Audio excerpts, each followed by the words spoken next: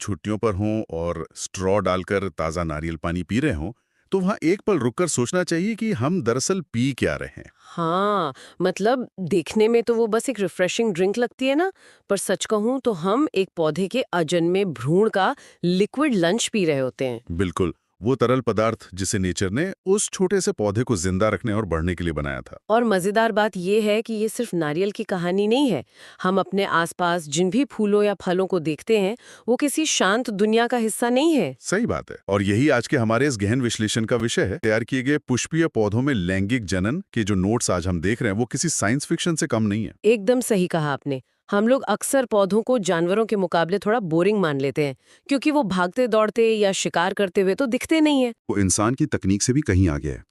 तो चलिए इस पूरी बायोलॉजिकल फैक्ट्री के डिजाइन को डिकोड करते हैं। शुरुआत वहीं से करते हैं जहां से जीवन की नींव रखी जाती है, यानी नर और मादा अंगों का निर्माण। तो इसको थोड़ा विस्तार से समझते हैं। जब एक पौधा प्रजनन के लिए तैयार होता है ना, तो उसका नर हिस्सा विकसित होना शुरू होता है, जिसे हम एंड्रोशियम कहते हैं। इसका जो सबसे अहम हिस्सा है, वो है पुंकेसर या स्टेमेन। अच्छा, वो जो एक लंबी सी डंडी होती है, वहाँ हाँ उसके ऊपर एक कैप्सूल जैसा होता है। हाँ, वही। उस डंडी को फिलामेंट कहते हैं और ऊपर वाले हिस्से को एंथर या परागकोश। इसे अगर हम माइक्रोस्कोप के नीचे देखें तो इसमें 4 माइक्रोस्पोरेंजिया होते हैं।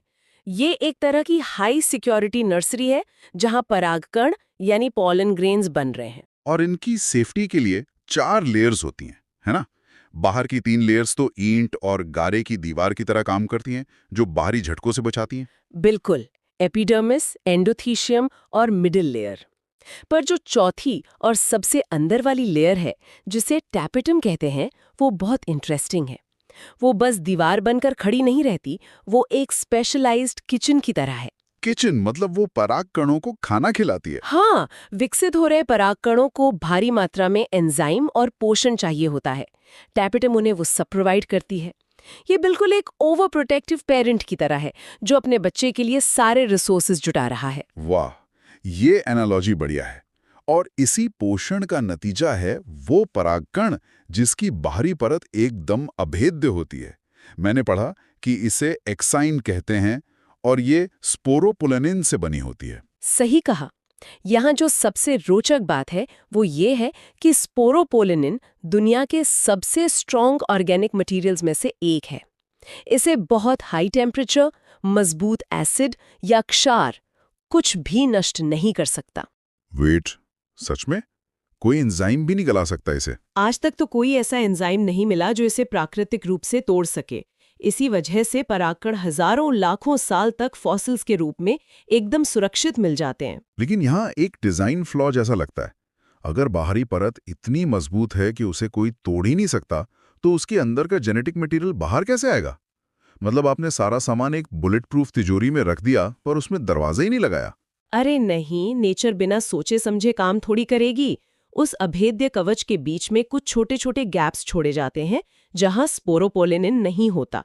इन्हें जर्म पोर या जनन छिद्र कहते हैं। ओहो, तो वो एक इमरजेंसी एग्जिट की तरह काम करता है। हाँ बिल्कुल। जब परागकण अपनी मंजिल पर पहुंचता है तो उसे इसी जर्म पोर से अपनी पराग नली बाहर निकालनी होती है। वैसे इन परागकणों का अर्थशास्त्र भी बहुत तगड़ा है। वो कैसे? कुछ परागकण तो एलर्जी करते हैं, जैसे गाजर घास से अस्थमा होता है। पर कुछ इतने पौष्टिक होते हैं कि पश्चिमी देशों में लोग इन्हें फूड सप्लीमेंट की तरह खाते हैं। एथलीट्स को पॉलन सिरप दिए जाते हैं। और चूंकि इनका कवच इतना मजबूत है, इन्हें लिक्विड नाइट्रोजन में -196 डिग्री पर पॉलन बैंक्स में सालों तक प्रिजर्व किया जा सकता है। ये तो हो गया नर अंग का इंजीनियरिंग कमाल। अब मादा अंग यानी गाइनोशियम की तरफ चलते हैं, क्या? क्योंकि टारगेट तो वही है। हाँ, इसके भी 3 मुख्य हिस्से होते हैं। सबसे ऊपर होता है स्टिग्मा, जो एक लैंडिंग पैड है।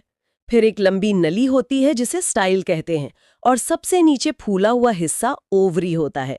और इसी ओवरी के अंदर ओव्यूल सुरक्षित रहता है। और इसी ओव्यूल के अंदर मुख्य घटना होती है जहां भ्रूण कोश या एम्ब्रियो सैक बनता है। हाँ, ये हिस्सा मुझे थोड़ा कॉम्प्लिकेटेड लगा। एक अकेली सेल डिवाइड होकर 7 कोशिकाओं और 8 न्यूक्लियस वाली संरचना कैसे बन जाती है? बेसिकली ये एक बहुत ही व्यवस्थित माइक्रोस्कोपिक कमरा है। ऊपर की तरफ 3 कोशिकाएं होती हैं जिन्हें एंटीपोडल्स कहते हैं। बीच में एक बहुत बड़ा सेंट्रल सेल होता है जिसमें 2 पोलर न्यूक्लियाई होते हैं। अच्छा, और सबसे नीचे क्या होता है? सबसे नीचे एग अपैरेटस होता है। यहाँ 2 सिनर्जिड कोशिकाएं होती हैं जो एक अंड कोशिका यानी एग सेल को घेरे रहती हैं। और इन सिनेजिड्स में फिलीफॉर्म अपैरेटस भी तो होता है, ये क्या काम करता है? ये बहुत ही जरूरी चीज है, इसे आप एयर ट्रैफिक कंट्रोल समझ लीजिए। जब पराग नली अंदर आ रही होती है तो ये उसे केमिकल्स के जरिए गाइड करता है कि एग सेल इस तरफ है, यहाँ मुड़ना है। यहाँ आकर बात वाकई बहुत दिलचस्प हो जाती है। परागकण तैयार है, एग सेल तैयार है, लेकिन पौधे तो अपनी जगह पर फिक्स हैं, तो ये दोनों मिलेंगे कैसे? यहाँ से शुरू होता है दुनिया का सबसे बड़ा लॉजिस्टिक नेटवर्क, यानी परागण या पॉलिनेशन। बिल्कुल। पौधों को जेनेटिक डाइवर्सिटी चाहिए होती है, तो परागण के कई तरीके विकसित हुए, जैसे ऑटोगैमी यानी स्वपरागण। इसमें एक ही फूल का परागकण उसी के स्टिग्मा पर गिर जाता है। पर इससे एवोल्यूशन को ज्यादा फायदा तो नहीं होता होगा ना? फायदा कम है, लेकिन कुछ पौधों ने इसे अपना बैकअप प्लान बना लिया है। वियोला और ऑक्सैलिस में तो 2 तरह के फूल होते हैं, एक जो खिलते हैं और एक जो कभी खिलते ही नहीं हैं, जिन्हें क्लिस्टोगैमस कहते हैं। जो खिलते ही नहीं है, तो उनमें बाहर से कोई परागकण आ ही नहीं सकता। ये तो 100% बीज बनने की गारंटी हो गई। हाँ, ये नेचर का फेल सेफ मैकेनिज्म है। इसके अलावा जीटोनोगैमी होती है, जहां एक ही पौधे के 2 अलग-अलग फूलों के बीच परागण होता है।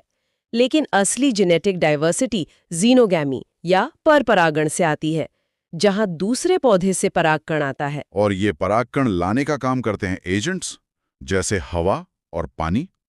मकई के भुट्टे पर जो लंबे लंबे बाल होते हैं, वो दरअसल स्टिग्मा ही तो होते हैं जो हवा में लहराते हैं ताकि हल्के परागकणों को पकड़ सके। सही कहा।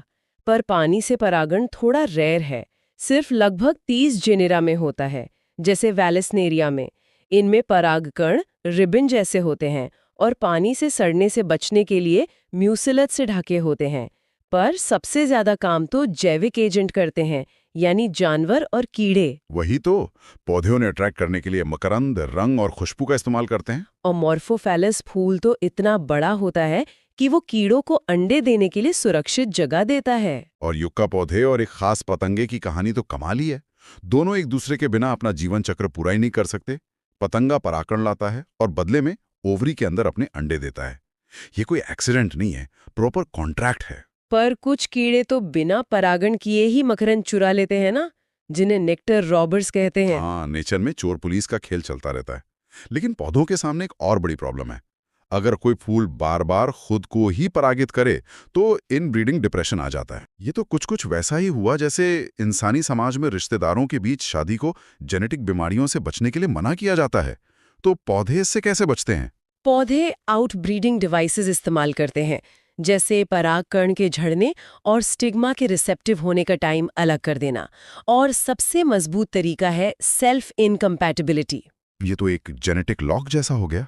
मैंने नोट्स में पढ़ा कि स्टिग्मा हर किसी को एक्सेप्ट नहीं करता। बिल्कुल, इसे पॉलन पिस्टल इंटरैक्शन कहते हैं। ये बोरॉन और सुक्रोज जैसे रसायनों के जरिए एक लगातार चलने वाला संवाद है। आप इसे बायोलॉजिकल 2 फैक्टर ऑथेंटिकेशन समझ सकते हैं। 2 फैक्टर ऑथेंटिकेशन? क्या बात कर रहे हैं? हाँ, अगर परागकण सही प्रजाति का है तभी स्टिग्मा उसे पानी और पोषण देता है ताकि वो नली बना सके, वरना उसे सुखा देता है। कमाल है। और कृषि वैज्ञानिक भी तो इसी सिस्टम को कंट्रोल करते हैं।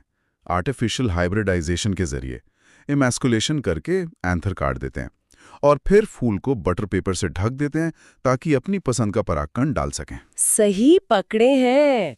अब मान लीजिए सही परागकण स्टिग्मा पर पहुंच गया, उसने ऑथेंटिकेशन पास कर लिया और पराग नली अंदर सिनर्जिड तक पहुंच गई। वहां जाकर नली फटती है और 2 नर युग्मक यानी मेल गैमीट्स छोड़ती है। हाँ, और यहीं पर मुझे कंफ्यूजन था। पहला मेल गैमीट तो एग सेल से मिल जाता है, जिसे सिनगैमी कहते हैं, जिससे जाइगोट बनता है। पर वो दूसरा मेल गैमीट वहां क्या कर रहा है? यही तो इस पूरी प्रक्रिया का मास्टर स्ट्रोक है। जो दूसरा मेल गैमीट है वो सीधे सेंट्रल सेल के उन 2 पोलर न्यूक्लिया के साथ जाकर जुड़ जाता है।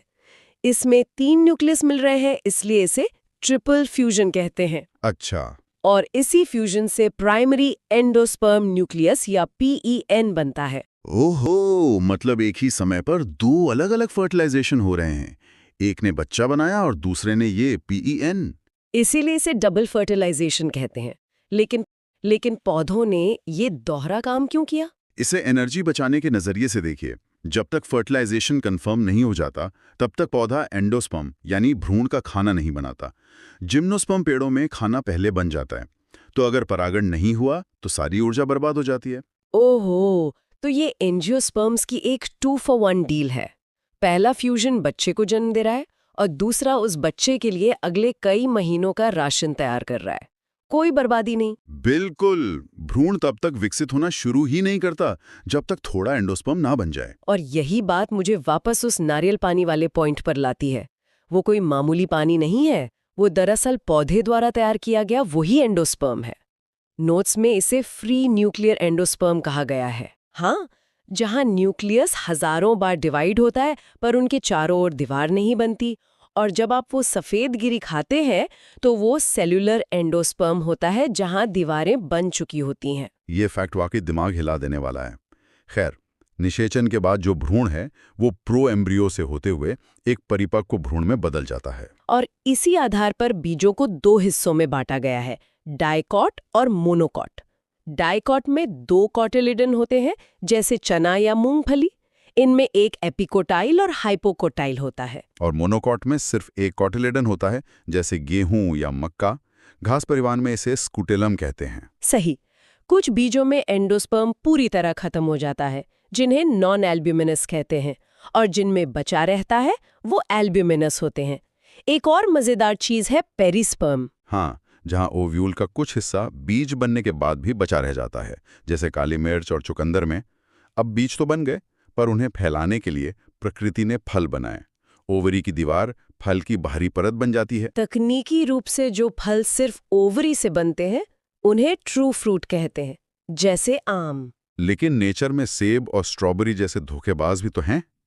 इन्हें फॉल्स फ्रूट कहते हैं, क्योंकि इनमें फल बनाने का काम सिर्फ ओवरी नहीं करती, बल्कि फूल का जो आधार है थैलेमस, वो भी फल बन जाता है। मतलब मेहनत ओवरी की और क्रेडिट थैलेमस ले गया। अरे, इसे धोखा मत कहिए, ये एवोल्यूशनरी एडेप्टेशन है। वैसे नेचर हमेशा अपने नियम तोड़ती है। कुछ फल बिना फर्टिलाइजेशन के ही बन जाते हैं, जिन्हें पार्थेमोकार्पिक फल कहते हैं, जैसे केला जिसमें बीज नहीं होते। बिना निषेचन के फल तो फिर भी ठीक है, लेकिन बिना निषेचन के बीज। नोट्स के आखिर में एपोमिक्सिस नाम की एक प्रक्रिया दी गई है। ये तो मुझे सीधा सीधा प्रकृति का चीट कोड लगा।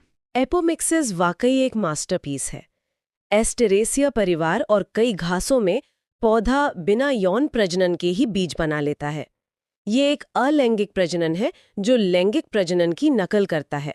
मतलब वो बीज असल में उस मदर प्लांट का एक जेनेटिक क्लोन होता। एक से ज्यादा भ्रूण विकसित हो जाते हैं, जैसे संतरे या आम में। तो अगर हम इस पूरी यात्रा को देखें तो ये किसी थ्रिलर से कम नहीं है।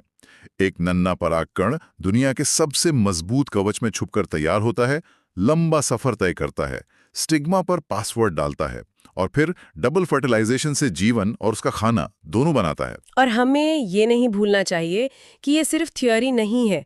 हमारी पूरी कृषि व्यवस्था और खाद्य सुरक्षा इसी पॉलन पिस्टल इंटरैक्शन पर टिकी है। आपकी ये बात मुझे वापस उस चीट कोड यानी एपोमिक्सिस की तरफ ले जाती है। आज किसान हर साल कंपनियों से महंगे हाइब्रिड बीज खरीदते हैं, क्योंकि अगले सीजन में हाइब्रिड पौधे अपने गुण खो देते हैं। लेकिन जरा सोचिए, अगर हमारे वैज्ञानिक इस एपोमिक्सिस के गुण को निकालकर हमारी मुख्य फसलों जैसे गेहूं या चावल में डाल दें तो क्या होगा? के अपने बेहतरीन बीजों का एकदम सटीक क्लोन बनाता रहेगा। वही तो, किसानों को कभी दोबारा महंगे बीज नहीं खरीदने पड़ेंगे। ये महज एक बायोलॉजिकल फैक्ट नहीं है, ये हमारी वैश्विक कृषि अर्थव्यवस्था को हमेशा के लिए पलटने की चाबी हो सकती है। सही बात है। प्रकृति के पास हमारे सबसे बड़े संकटों के समाधान पहले से मौजूद हैं, बस हमें उन्हें समझना है। तो अगली बार जब हम किसी फूल को देखें तो सिर्फ उसकी सुंदरता या खुशबू तक मत रुकिएगा। याद रखिएगा कि उस नाजुक सी पंखुड़ी के पीछे जीवन को कायम रखने की और दुनिया को बदलने की ताकत रखने वाली सबसे जटिल मशीनरी काम कर रही है। इसी विचार के साथ हम आज के इस गहन विश्लेषण को यहीं रोकते हैं।